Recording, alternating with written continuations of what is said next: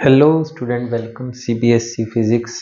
तो अच्छा क्वेश्चन है सेट 5561 का 2025 का। एक तो A B C isosceles prism दे रखा है और नीचे उसके एक प्रिज्म इक्विलेटरल प्रिज्म लगा हुआ है।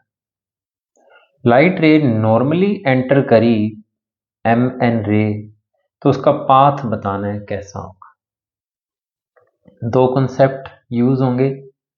पहला तो बिल्कुल इजी बात है कि जब भी लाइट रे नॉर्मली एंटर करती है तो उसका पाथ डेविएट नहीं होता, वो सीधी सीधी चलती जाती है। ये कॉन्सेप्ट हमें इतना पाथ बता देगा लाइट का कि यहां से यहां गए। अब दो ऑप्शन उठते हैं कि या तो लाइट रे एयर में जाएगी या उसका टोटल इंटरनल रिफ्लेक्शन होगा। अगर तो लाइट रे क्रिटिकल एंगल से ज्यादा पर गिर रही है तो उसका टोटल इंटरनल रिफ्लेक्शन होगा। तो यहाँ पर आप एक नॉर्मल ड्रा कर देते हैं ताकि हमें पता लग सके कि ये एंगल ऑफ इंसिडेंस इस सरफेस पर कितना होगा। तो क्योंकि आइसोसेल्स प्रिज्म है, ये एंगल कितना है 45 डिग्री, दोनों एंगल इक्वल होते हैं। ये एंगल 90 डिग्री। तो ये एक तरह से ये छोटी ट्रायंगल बन गई, ये वाला एंगल 45 है तो इस एंगल को 45 ही होना पड़ेगा। तो हमारी जो रे गई है वो नॉर्मल के साथ N1 नॉर्मल के साथ 45 डिग्री एंगल बना रही। तो क्या इसका टोटल रिफ्लेक्शन हुआ, उसके लिए हमें क्रिटिकल एंगल देखना पड़ेगा और हमें रिफ्रैक्टिव इंडेक्स दे रखा है 1.6। तो क्रिटिकल एंगल क्या हो जाएगा, sine c is equal to 1/1.6। ये कैलकुलेशन किस लिए कर रहे हैं आप, ये देखने के लिए कि इसका टोटल इंटरनल रिफ्लेक्शन होगा कि नहीं होगा। तो 8 6 जा 48, 8 2 जा 16.625 साइन सी। तो क्रिटिकल एंगल जो होगा साइन इनवर्स 0.625 लगभग 39 डिग्री।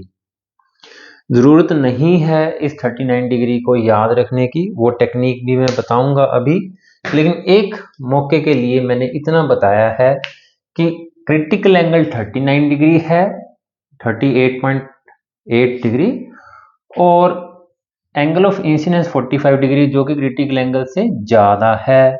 तो लाइट रे का टोटल इंटरनल रिफ्लेक्शन होगा। अब ये एंगल 90 डिग्री क्यों है, क्योंकि ये एंगल भी टोटल इंटरनल रिफ्लेक्शन, दोनों एंगल इक्वल होते हैं। तो ये एंगल 45, इस एंगल को भी कितना होना पड़ेगा 45। तो ये रे जो नेक्स्ट पाथ उसका ट्रेवल हुआ है नॉर्मली इस इक्विलेटरल प्रिज्म के अंदर एंटर कर रही है। आधी प्रॉब्लम हो गई है बच्चों, लाइट की इस फेस पर टोटल इंटरनल रिफ्लेक्शन हुई है। फिर से हमारे लिए थोड़ा सा काम आसान हुआ कि भाई लाइट रे इस प्रिज्म के अंदर भी नॉर्मली एंटर कर रही है तो यहां पर आके गिरेगी बिना पाथ डेविएट हुए। बस थोड़ा सा रह गया क्वेश्चन हमारा। अब यहां पर अपने को नॉर्मल ड्रॉ करना पड़ेगा, नया नॉर्मल, ये देखने के लिए कि ये एंगल नॉर्मल के साथ कितना है, क्या ये 39 या से ज्यादा है या कम है। तो बच्चों ये एंगल 90 था, ये 60 था, तो ऑब्वियस ट्रायंगल के तीनों एंगल का सम 180 होता है, तो इस एंगल को 30 होना पड़ेगा। इसका मतलब ये हुआ कि ये नॉर्मल है तो 60 + 30 90 डिग्री होता है। तो ये एंगल जिस पर ये लाइट रे इस सरफेस DC पर आकर के पड़ी है ये 60 डिग्री है, जो कि क्रिटिकल एंगल से ज्यादा है। तो फिर से लाइट का टोटल इंटरनल रिफ्लेक्शन हुआ, लेकिन हमें ये नहीं पता कि यहाँ पे ये नॉर्मली आके गिरेगी या किसी एंगल पर दोबारा से नॉर्मल होगा यहाँ पे। तो फिर से ज्योमेट्री हमारी हेल्प करेगी, इस ट्रायंगल को कंप्लीट कर दें। तो ये एंगल भी 60 डिग्री होगा टोटल इंटरनल रिफ्लेक्शन के कारण। ये एंगल 30 डिग्री, क्योंकि बाकी बचा हुआ एंगल तीनों एंगल चारों एंगल का सम 180 डिग्री होना चाहिए। ये एंगल 60 डिग्री है क्योंकि गिवन है इक्विलेटरल एंगल, तो इस एंगल को क्या होना पड़ेगा 90 डिग्री, यानी कि लाइट रे जो है इस बी डी सरफेस के ऊपर नॉर्मली फॉल हो रही है, तो बिल्कुल बिना डेविएट हुए सीधी निकल आएगी। तो लाइट रे जो है हमारी लास्ट में पाथ क्या बना, ए ऐसा, लाइट रे बिना मतलब कि ऐसे डेविएट होकर के बाहर आ गई। अब छोटी सी बात जो मुझे आपको एक और बतानी है कि आपको ये 38 डिग्री नहीं पता होगा तो आप इस प्रॉब्लम को कैसे करेंगे। तो याद करें बच्चों, ये एंगल साइन 45 कितना होता है 1/√2।